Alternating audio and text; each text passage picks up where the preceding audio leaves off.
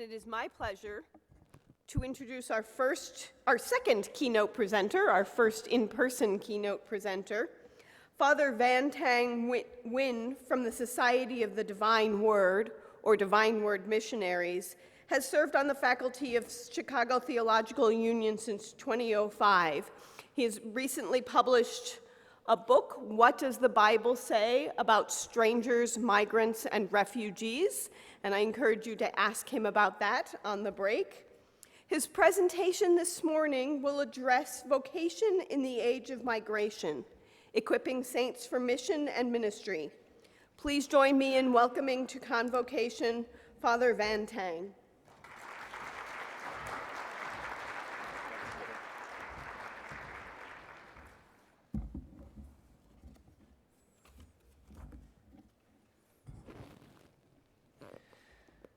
Well, good morning, everyone. And thank you for inviting me to this year's Convocation. I find the theme of this Convocation, Call Beyond Borders, very appropriate for the present time and in our current world situation, particularly in the age of migration. The theme is thoughtfully chosen, and kudos to the organizers, to recruiters and formators who are here or via virtually. I'm honored to be among you. I too have been a recruiter for a short period of time, but as a formator, a much longer time, while I was teaching undergrad at Divine Word College as well as at CTU. So I know what's like to be in your shoes. For me, you are truly frontline workers of your religious community. You are out there being the hands and feet and faces of your order. It is not an easy ministry and mission. That is why only a few are chosen. Like St. Peter, you too have been chosen to be catchers of people. So thank you for your dedication and service. Some of you might have seen Sister Barbara Reed's address that was sent out earlier, I think last week. It's an excellent and thought-provocative address. It sets a nice prelude to my talk this morning. She spoke eloquently about the prophetic vocation of religious today. Her biblical examination of several biblical women, like Mary and Luke, the Samaritan woman in John, and the Canaanite woman in Matthew, who were clearly prophets of their time, and are models for all of us today to go beyond our border or borders. Since Sister Barbara has done a superb job providing the biblical foundation of the vocation of a prophet, I would take a different angle by examining the current situation of religious life and its prospects in the context of global migration. I will also briefly examine the message of the letter to the Ephesians, from which this convocation gets its theme. As we shall see, Ephesians has a lot to say about the tasks and challenges for ministers, particularly for vocation recruiters, in this fast-changing world impacted by global migration. So the title of my talk is Vocation in the Age of Migration, Equipping the Saints for Mission and Ministry. Here's a brief kind of an outline of the talk today. The presentation basically has four main sections or points. The first point, the first section, look at the future of religious vocation and theological education. Then I'll move into the changing face of the church, what the church of the face is being reshaped by the effect of migration. And we'll look at the first point there, migration effect, and how is that influencing religious vocation in the U.S. And then I'll look at some of the notable landscapes of some religious communities or institutes. And then I'll move into how the U.S. has been shaped from multiculturalism to interculturality, and how what are the models that we strive to move forward and to work with. The third point of that section, I'll look at the cultural openness and challenges of religious communities or institutes in the U.S. And then I'll move into a kind of more biblical base and see how can the letter to the Ephesians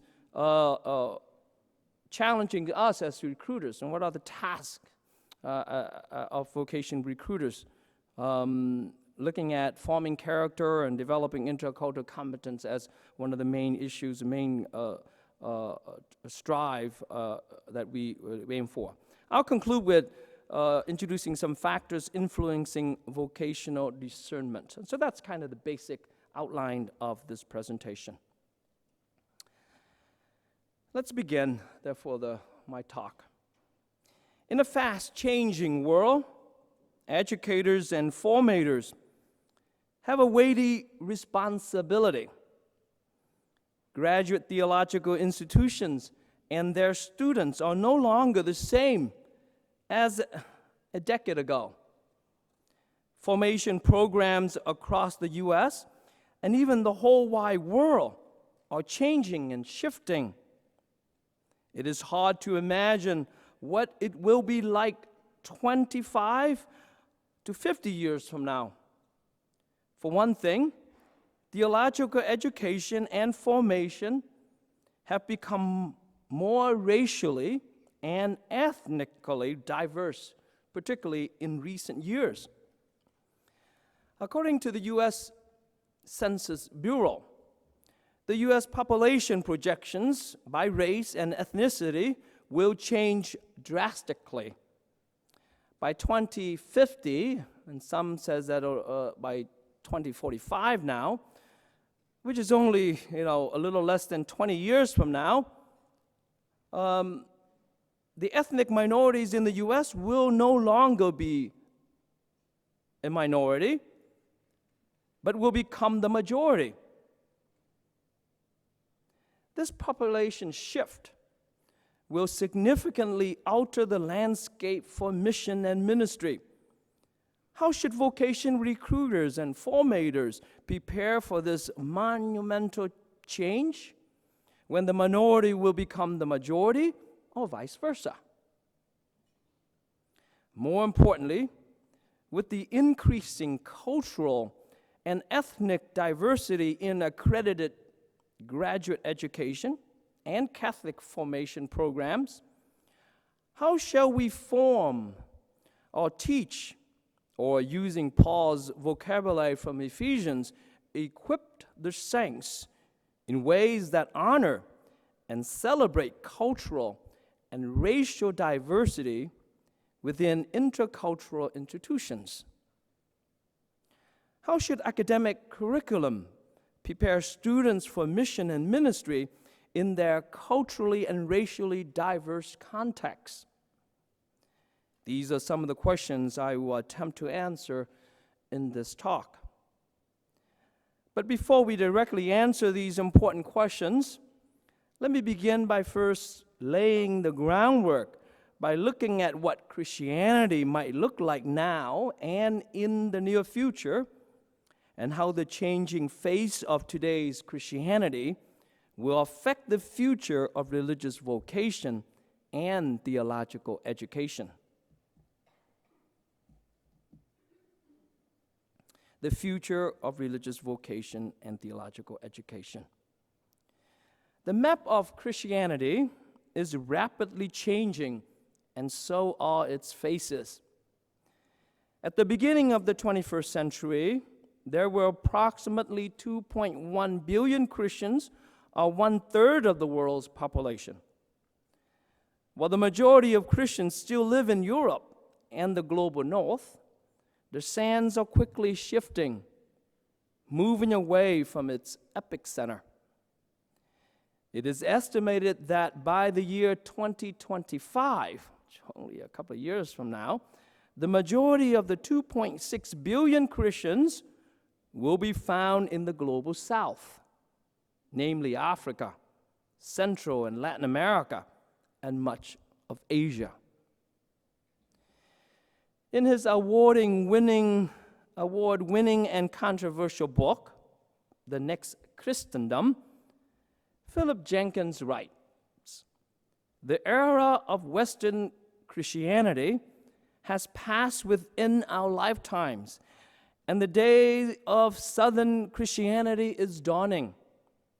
The fact of change itself is undeniable. It has happened and will continue to happen." Both historians and scholars have finally come to acknowledge the accuracy of Jenkins' assertion, and the emerging Christian world will be anchored in the Southern Hemisphere. Peter Phan, for example, recognized that any statistics and projections, especially in terms of religious membership and beliefs, are notoriously unreliable. Yet, Phan states, "Even so, from the majority trends in the development of Southern Christianity, one may confidently predict that it will enjoy a surging growth in the next 50 years. Furthermore, Phan correctly pointed out that while this demographic shift presents enormous challenges, it also provides new prospects or opportunities for Christianity. With Christianity growing at a phenomenal pace in the global south, it is believed that in the near future, most Christian scholars and leaders will also be concentrated in the southern continents or hemisphere.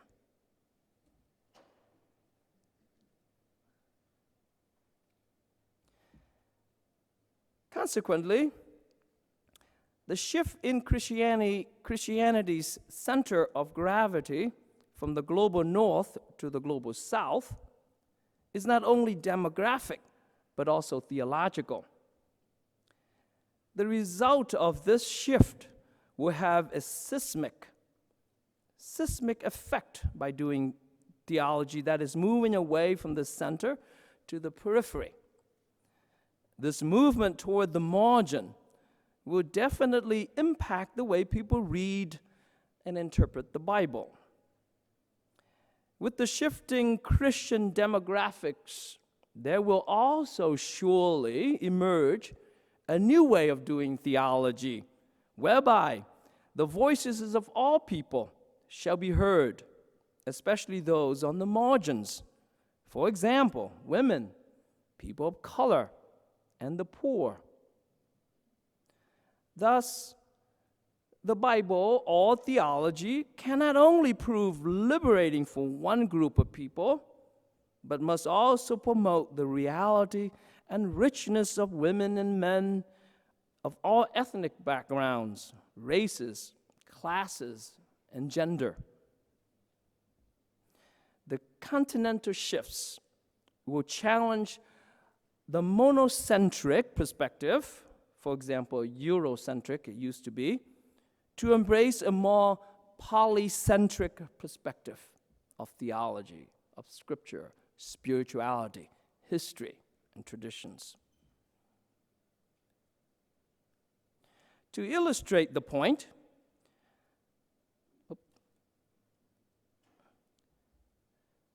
several new scholarly publications are noteworthy to mention.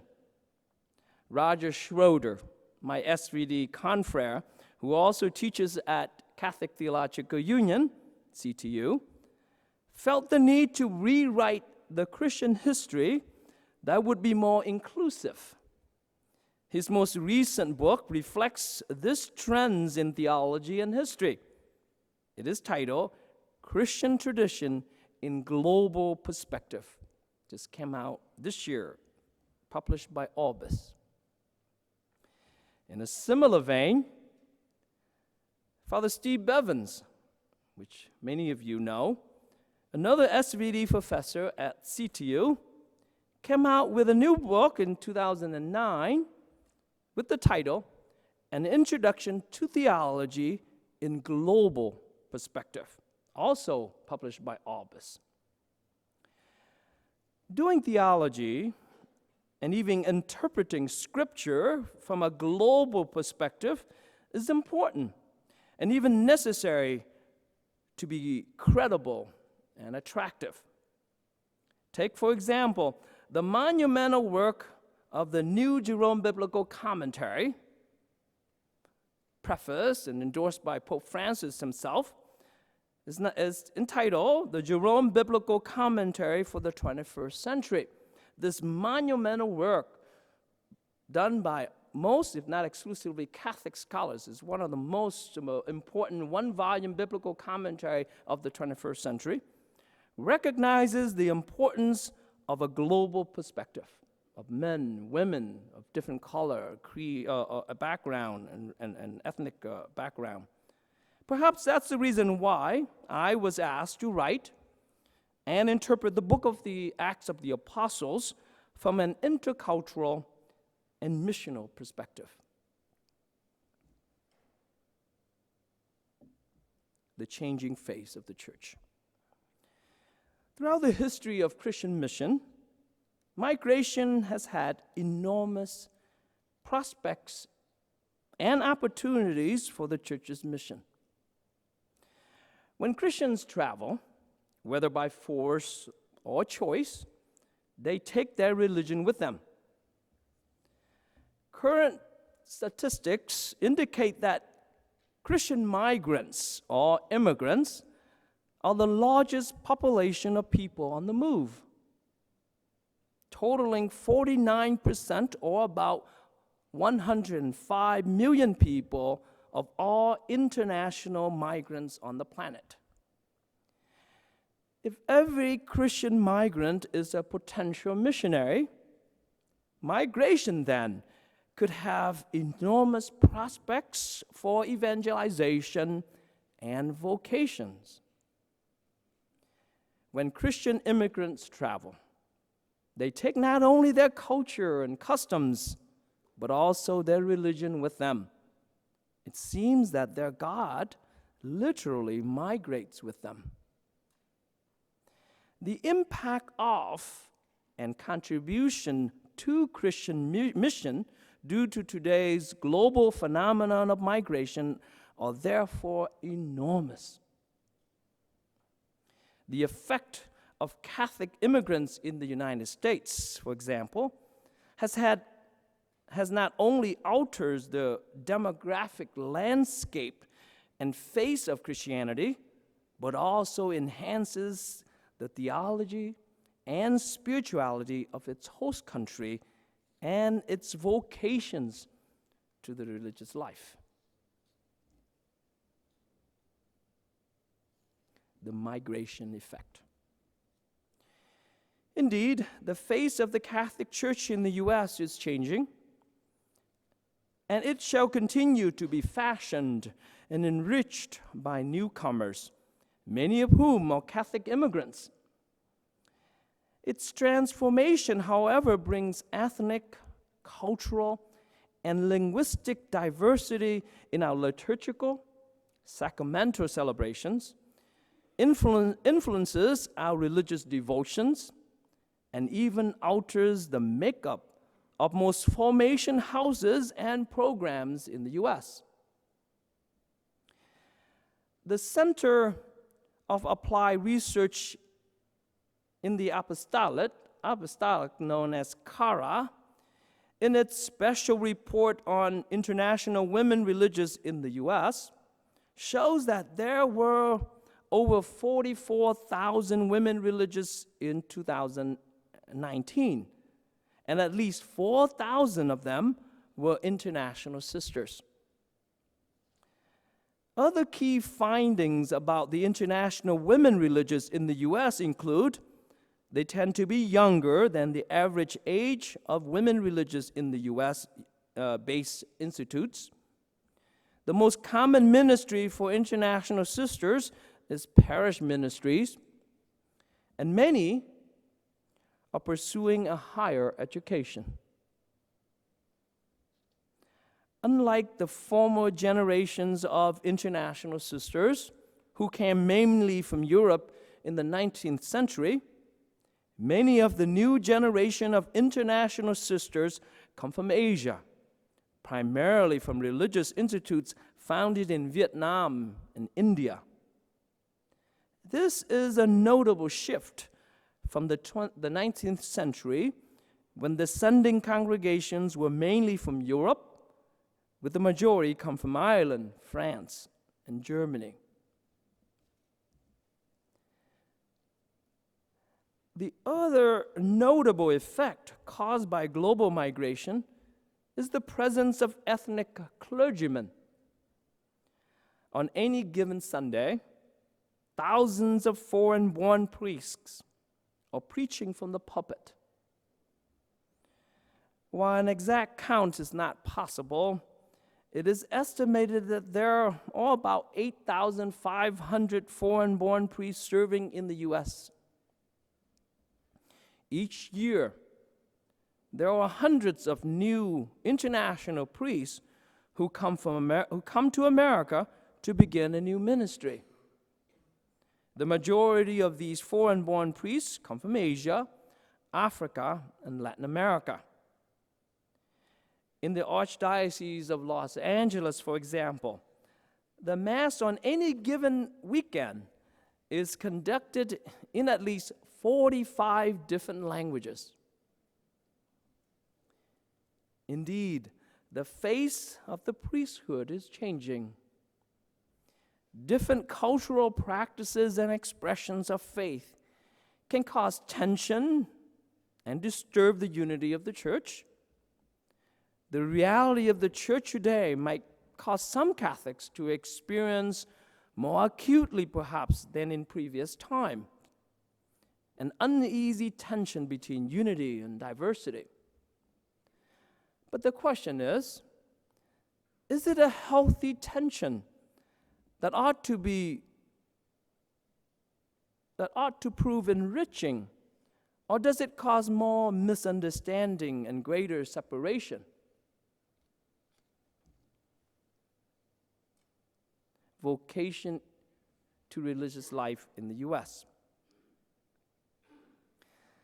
CARA asks the 747 religious congregations, provinces, or monasteries in the United States that were identified by LCWR and CMSWR and CMSM, and contemplative communities identified by the USCCB, the United States Catholic Conference of Bishops, to provide the names of women and men as postulants who enter their religious institute in the United States in 2020. And this is what they came up. A total of 433 major superiors, about 79% of those responding, reported that they had no one enter their institute in 2020. Another 50 major superiors, about 9%, reported one new entrant, one new candidate. And 64 major superiors, about 19%, reported that there were 2 or more new candidates who entered the community. Among the 204 respondents who entered religious life in 2020, half of the respondents, or 49%, are women, and another half, 51%, were men. Pretty similar.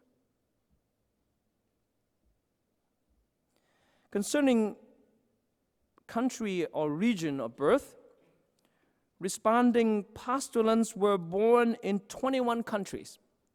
About 8 in 10, or 77% respondents, were born in the United States. 1 in 10, around 12%, were born in a country in Asia, mainly in Vietnam, there were around 11, and the Philippines, there were 6. 1 in 16 were born in a country in Latin America, mainly from Mexico. 6 respondents were born in a country in Europe. 2 respondents were born in a country in Africa.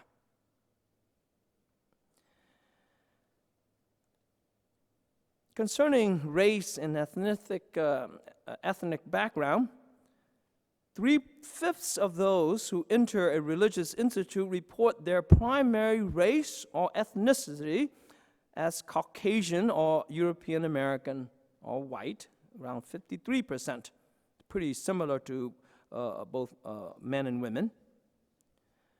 More than 1 in 10 of the entrance class of 2020 identifies as Asian Pacific Islander or a native Hawaiian, about 50% of them, and Hispanic Latino, about 12%. 3% identify as African or African American or Black. 1% identifies as Native American or American Indian. 7% identify as mixed or some other race or ethnicity. Some notable landscapes of some religious communities. The landscape of religious communities is evolving. What is certain is that immigrants have certainly changed the face of several religious communities in the United States.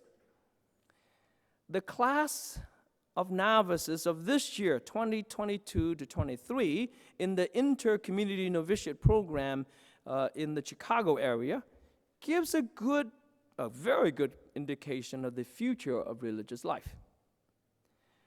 There are 47 novices coming from 21 countries. 12 are Anglos, US born, 4 from India, 3 from Vietnam, 3 from Ghana, 3 from Bangladesh, 2 from the Philippines, 2 from Tanzania, 2 from Kenya, 2 from Mexico, 2 from Uganda, 2 from Hungary, and 10 from all different countries: Pakistan, Honduras, Hong Kong, St. Lucia, Canada, China, Congo, Brazil, France, and Bolivia.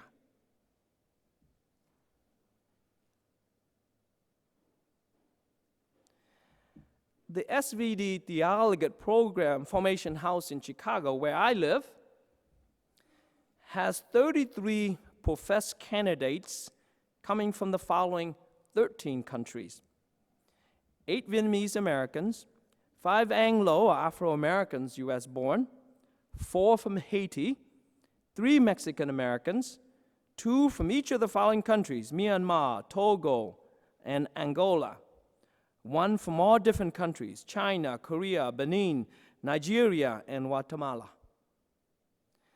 The 2 formators are 1 Anglo-US born and 1 Vietnamese American. There are other formation houses, particularly missionary orders across the U.S., that has similar ethnic representation and diversity. This brief illustrations show that those who are attracted to religious life are coming from all over the globe.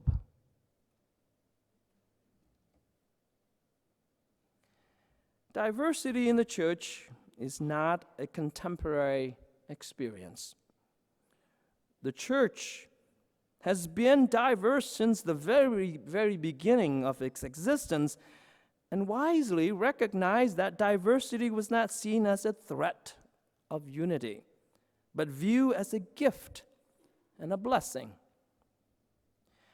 Recognizing the gift of the migrants, the Catholic Church continually seeks ways to appropriately address the needs and pastoral care of the migrants and refugees. The Pontifical Council of the Pastoral Care of the Migrants and Itinerant People states in one of its documents, quote, "It should be led by the principle that no one, be they migrants, refugees, or members of the local population, should be looked upon as a stranger, but rather as a gift in parishes and in other ecclesial communities. This is an authentic expression of the Catholicity of the Church," end quote. Since migrants are precious gifts of the Church, in his article, Mission Among Migrants, Mission of Migrants, Steve Evans correctly states, quote, "The task of the local church is therefore not only to respond to migrants' need and to accompany them on their journey, but also to call and equip them for ministry, both within the church and within the world," end quote. One notable contribution that I would like to highlight is the presence of Vietnamese S.V.Ds in the United States and how their presence actually changed the face of Divine Word College and the S.V.D community. The domino effect happened exactly 40 years ago due to one courageous response of an S.V.D brother. On April 30th, 1975, Saigon fell to communist forces, and hundreds of thousands of refugees fled Vietnam. Among them were numerous Catholic seminarians. Brother Pat Hogan, S.V.D., God rest his soul, who taught at Divine Word College in Iowa, where Adam, Lenny, and my other confreres or vocation recruiters for the college, received a phone call and learned that 40 or more seminarians had been settled at Fort Chaffee, Arkansas. Brother Pat encouraged the college to offer an ESL program at Divine Word College to help at least some of them begin the process of learning English, adjusting to life in the U.S., and completing their seminary formation. In October 1975, 7 years ago, 16 Vietnamese seminarians arrived at Divine Word College and enrolled in the ESL program. 1 year later, 6 of these matriculated into the college's program, including 2 who eventually professed final vows and were ordained as Divine Word missionary priests. A year later, 6 other Vietnamese immigrants joined the S.V.D seminary in Iowa. Since the early days, a steady stream of Vietnamese immigrants has joined the S.V.D. As of today, about over 100 S.V.D's Vietnamese origin have professed final vows and all have been ordained missionary priests and brothers who are currently working in 20 different nations. Imagine that all this happened because of one courageous move beyond border.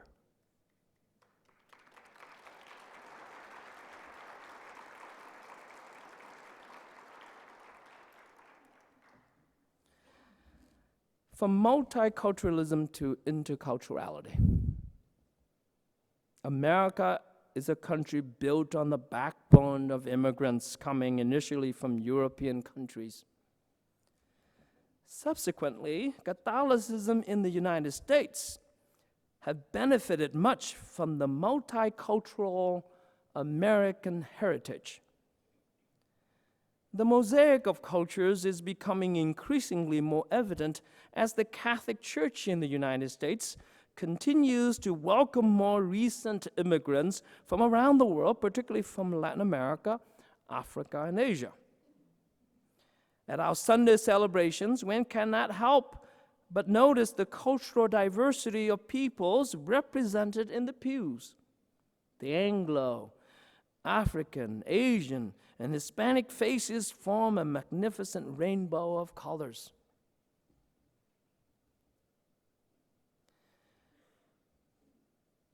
Multiculturalism, the American melting pot. America is strengthened by its multiculturalism. The idea that having many different cultures, groups, and lifestyles strengthens America as a country. Multiculturalism is often portrayed as a melting pot. A melting pot is a metaphor for a society where many different types of people blend together as one. America is often called a melting pot, a place like that is a melting pot because the people, despite their differences, manage to coexist and live together as one people. According to the melting pot theory, when immigrants come to America, they should melt into one American society and be like everyone else. This theory demands everyone to learn and speak the language of the country, English, for example. On the other side, there's we call the American salad bowl, reflecting more of an interculturality dynamic. Interculturality is more than multiculturality, or simply people of different nationalities coexisting side by side with each other, but rather interact with each other and thereby mutually respecting and enriching each other. Newly arrived immigrants are encouraged to not lose their unique aspects of their cultures like the melting pot model. Instead, they retain them. The unique characteristics of each culture are still identifiable within the larger American fabric, American society, much like the ingredients in a salad are still identifiable. Yet, they contribute to the overall makeup of the salad bowl. In the salad bowl theory, immigrants should keep their unique cultures and differences, but also join in the American society. This theory recognizes the importance and uniqueness of each culture and country. And so, in a city, you will see, Little Italy, Chinatown, Little Cuba, or Little Saigon. These are precious jewels within the city of the American fabric society. The melting pot makes America great, but the salad bowl makes America even greater.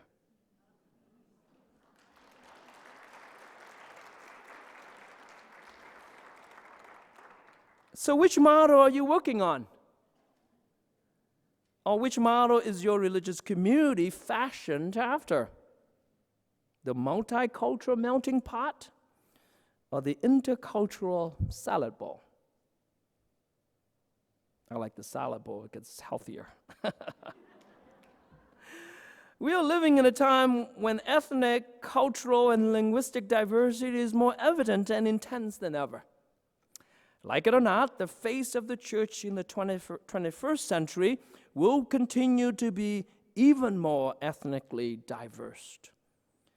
Unlike the past, diversity is not a thing to overcome, but rather an essential component to foster. This can be an hour of great opportunities for our church, for our religious communities. As a people of God, we should learn to pray together work together, and live together as an intercultural, not just multicultural church. Our diversity is a blessing and an enrichment. It should bring us together rather than separating us.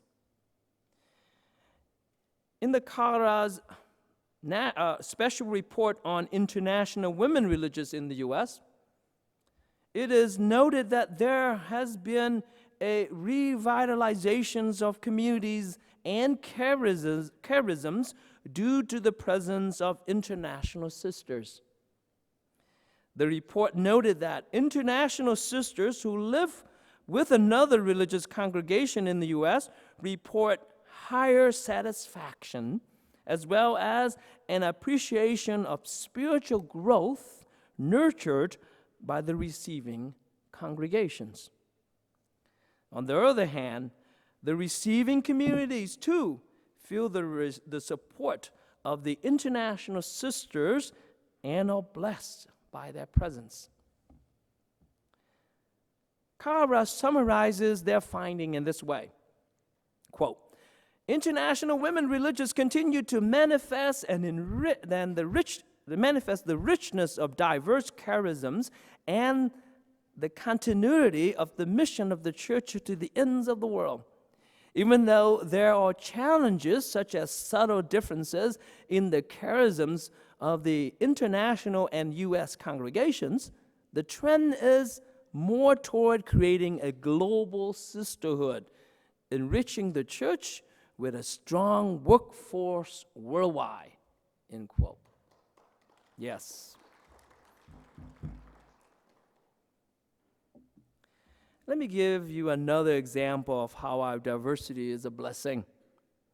Several years ago, I gave a Lenten talk entitled Celebrating Diversity and Unity in Fort Wayne, Indiana, one of the parishes that our S.V.D. is ministering. The topic came about because of the growing tensions that were being experienced in the parish.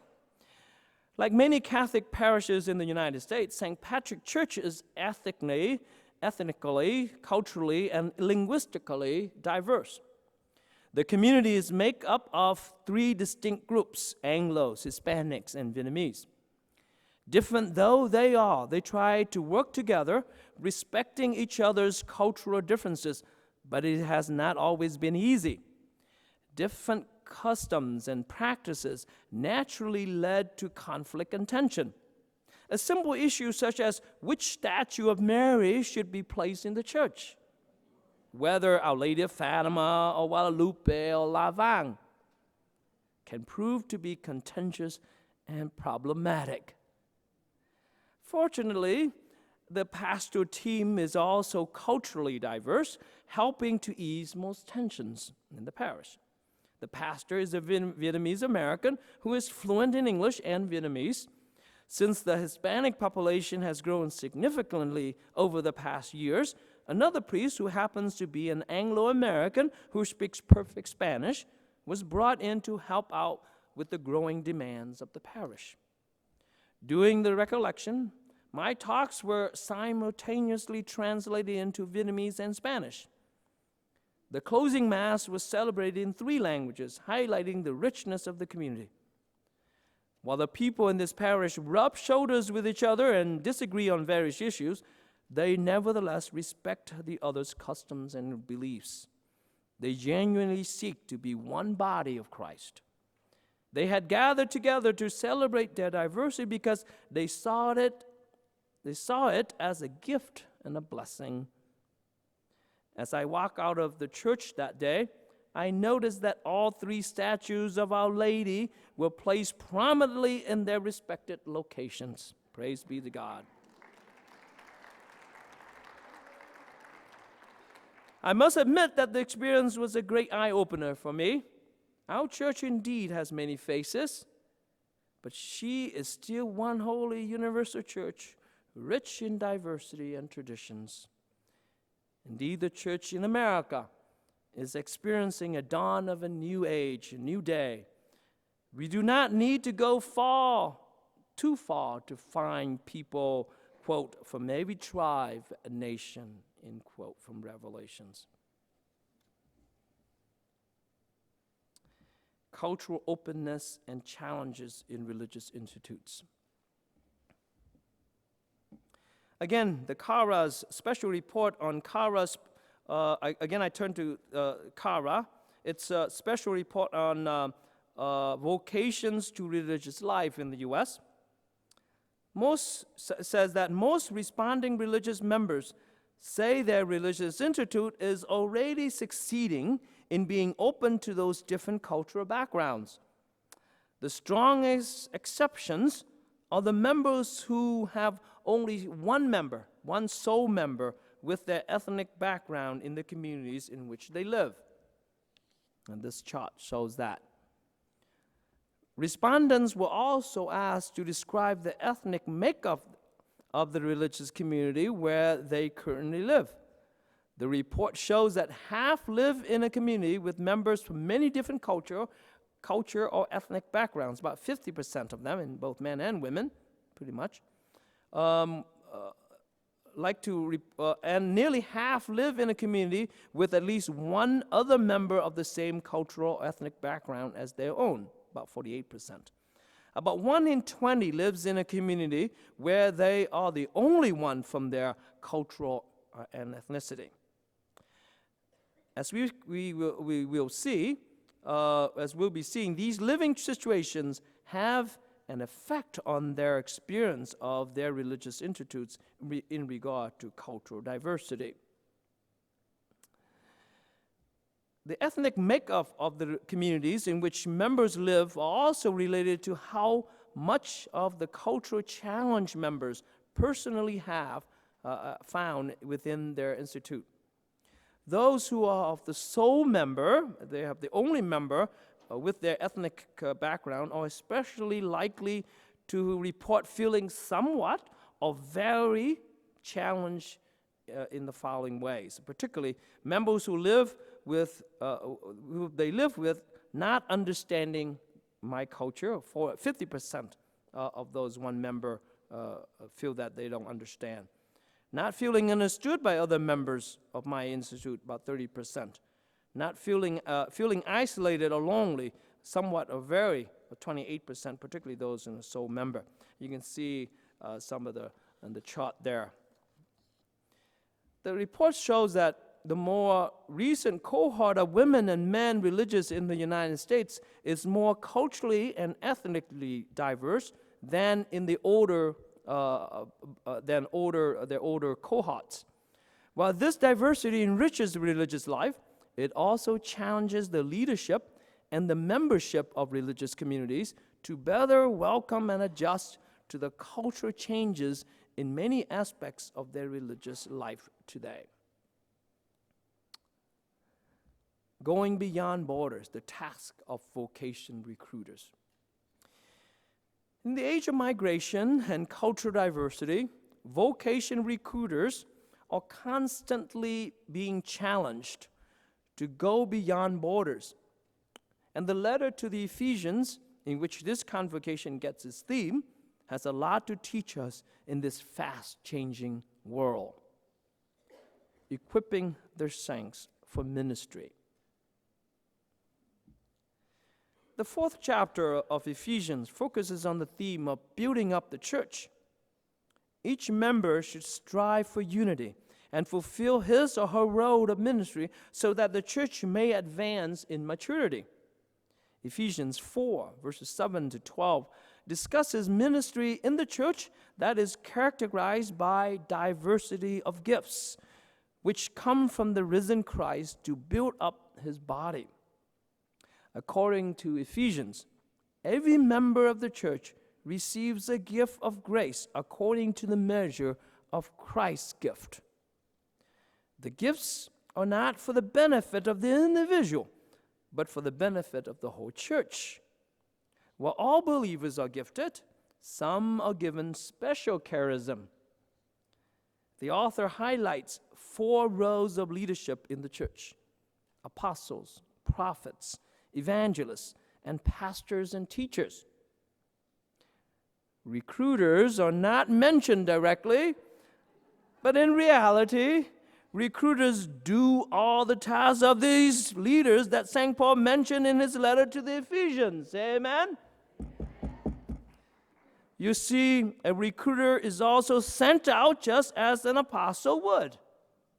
He or she acts like a prophet, like an evangelist, as a pastor, and a teacher.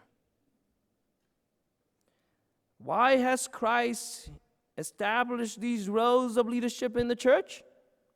The purpose of these gifted individuals is to prepare every member of God's people, particularly the laity, for works of ministry.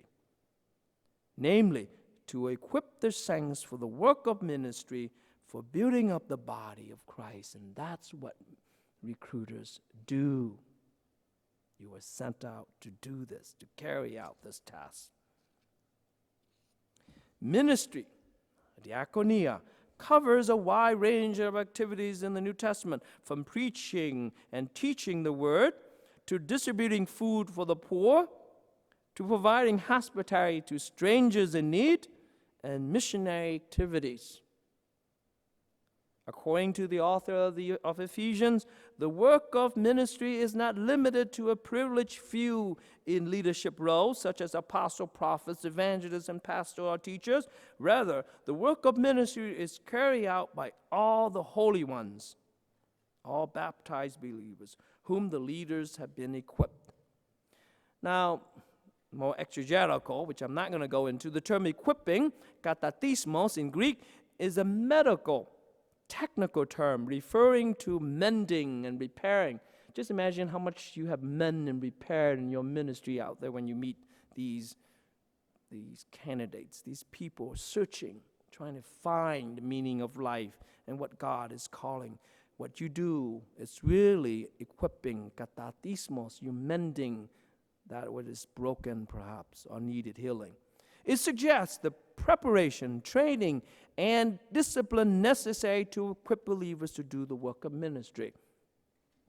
Since all believers, all saints, hagioi, as is evident from the way Paul addresses members of his communities, all believers are to be equipped for diaconia. Furthermore, once trained and equipped, all Christians are ministers and missionaries. The question is, in what ways vocation recruiters carry out the work or ministry of prophets, evangelists, pastors, and teachers? The ultimate goal of equipping believers is for building up the body of Christ. The author, likely St. Paul, uses a powerful mixed metaphor describing the church in both organic, body, and architectural, building up, these two important terms. The aim of all believers, the gifted equippers as well as the equipped, is to strengthen the church, to reach a maturity in faith and knowledge of the Son of God, and to establish unity in the church. All believers are entrusted with this common goal and purpose. Having been equipped for service, diaconia, recruiters or sent out as prophets have been done. But to do that, it begins with forming one's character. Theological institutions in North America are in the midst of great changes of those who are associated with academic theological education. The changing roles of women, of laity, of ethnic minorities, which will become the majority as early as 2045, are only part of the waves of concerns, together with other issues related to diversity, multiculturalism, inclusivity, justice, ecology, and others. These changes have already altered the landscape for ministry and mission. As leaders and educators and vocation recruiters, according to Ephesians, pastors and teachers, we are urged to respond boldly in these changes as if we are to be worthy ministers of our calling. The first and primary task of theological education today is the formation of character and virtues of our students and our candidates. Steve Evans writes, in my own philosophy of teaching theology, I believe that every course I teach is a missionary act or an act of evangelization. To quote one of my colleagues from a conversation about teaching that we had as a faculty some years ago, my goal in teaching is to make my student virtuous, to share with them my love of the tradition and my love and service of God. Interestingly, the author of Ephesians gives us a catalog of virtues to emulate. As prisoner of the Lord, he urged all believers to lead a life worthy of their calling, namely with all humility and gentleness, with patience, bearing with one another in love, making every effort to maintain the unity of the Spirit in the bond of peace. End quote. Needless to say, developing a habituous of virtuous living begins with and foremost with the educator or the recruiter. What are these? Some concrete examples are: be aware of your own cultural heritage. Be willing to be a bridge builder rather than a gatekeeper. Avoid the tendency to see your culture as better or more valuable than the cultures of others. Be open to try new things, eat new food, appreciate new customs and cultures. Developing intercultural competence. Theological education today must respond to the issue of ethnic diversity and be committed to multicultural ministry or intercultural ministry and mission. Globalization has made our world much smaller. Our students come from across the globe. Our parishes are much more diverse than ever before. The ordained ministers serving in parishes are also very ethnically diverse. Some are very good and effective, others are struggling. Future leaders of the church must be educated in a multicultural, intercultural way and be multilingual. In 2007, the United States Bishop Conference established several priorities for action, as you probably know already. Recognition of cultural diversity, they build this and issue this building intercultural competence for ministers. And let me just move on from there because of our limited time. What is intercultural competence? Intercultural competence is the capacity to communicate, relate, and work across cultural boundaries. It involves developing capacity in 3 areas, and I'll go through this briefly: knowledge, skills, and attitudes. These are 3 essential components for building and developing an intercultural formation and community. First, cross-cultural knowledge involves the following: knowledge of more than one perspective on things, knowledge of different interpretation of the same cultural reality, knowledge of general dynamics of intercultural communication, and knowledge of more than one's first language. Interculturality begins with some of the knowledge. Cross-cultural skills, so knowledge, now skills, entail the following, for example: ability to empathize, ability to tolerate ambiguity, and ability to adopt communication and behavior.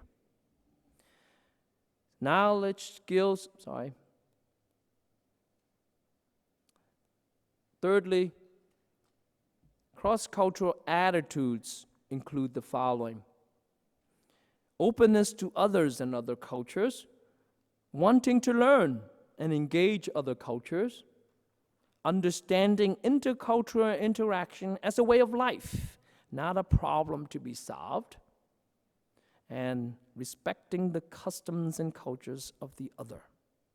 Those are just some brief examples. I'm coming to the end, so bear with me. conclusion.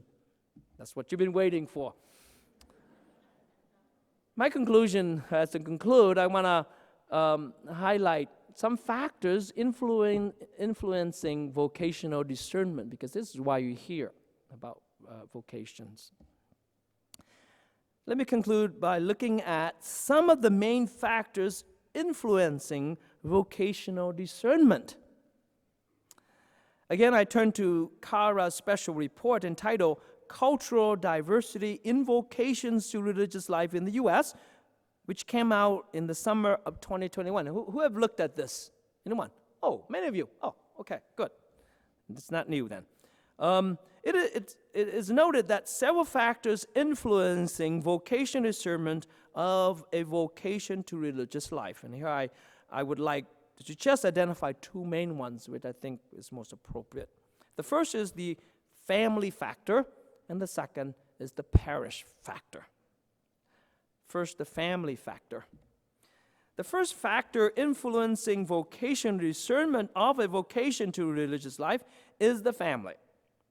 Knowing and understanding the ethnic and cultural backgrounds of the families go a long way in the recruitment process. As shown in the family factor chart and figure, more than 7 in 10, 72% religious priests, brothers and sisters, report that family-related factors had some or a great impact on their discernment of a vocation to religious life. And I think this is higher in an ethnic family, ethnic candidates, I am sure. Family that has immigrated most recently to the U.S. has the greatest impact on their decision. The parish factor. A combined 83%, both the 44 and plus 39 there, says that a parish has some, 39, or great, 44% impact on their vocational discernment. Over 8 in 10, 83% religious candidate that indicate that a particular parish they attended before entering their religious institute had some or great impact on their discernment of a vocation to religious life.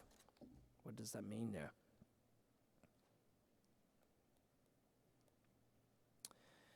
The top factors having a great impact on those who attended a U.S. parish are masses and liturgies at the parish. 61% of them, that they involve in that, and that influenced them in their vocation.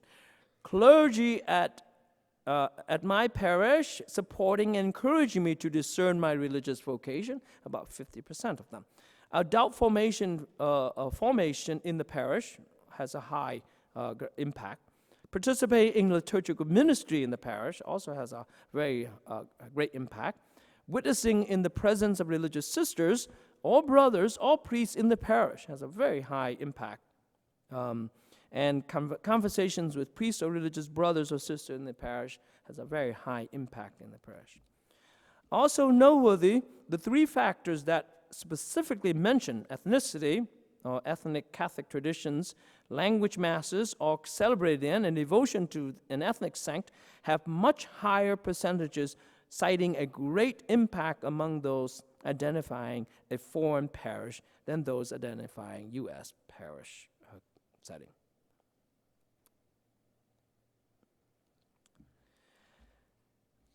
Within the parish factor, there are 2 major aspects that make the most impact on a person's vocational discernment. The first is the presence of religious in the parish. Let me quote what one male religious said. Quote, "The presence of the Dominican friars and sisters made religious life seem normal, approachable, and something that I could see myself doing one day. We also had a tremendous youth group that helped me grow in my faith to the point where I was open to discerning a religious priestly vocation." The presence of the religious in the parish makes a big, big difference in their vocation discernment.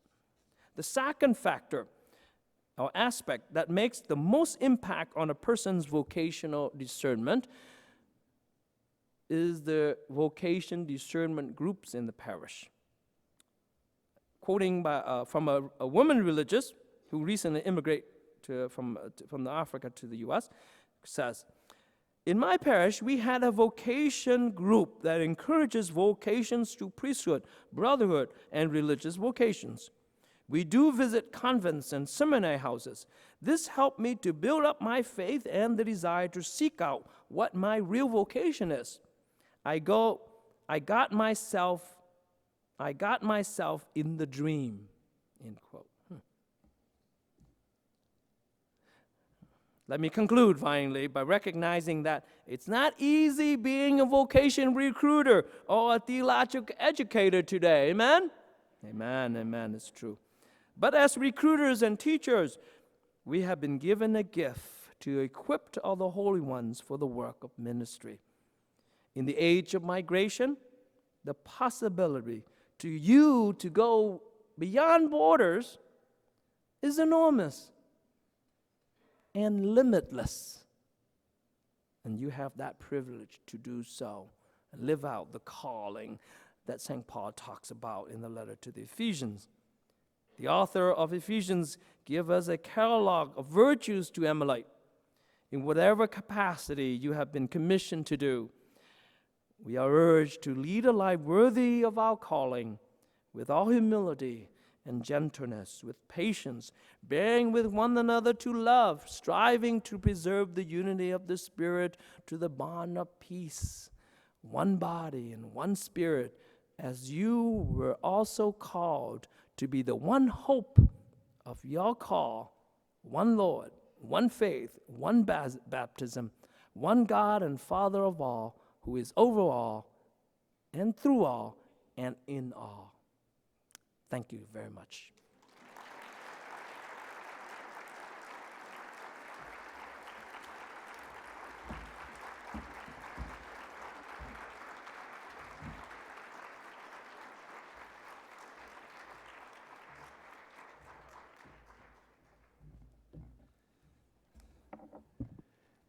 Thank you very much, Father vanThanh.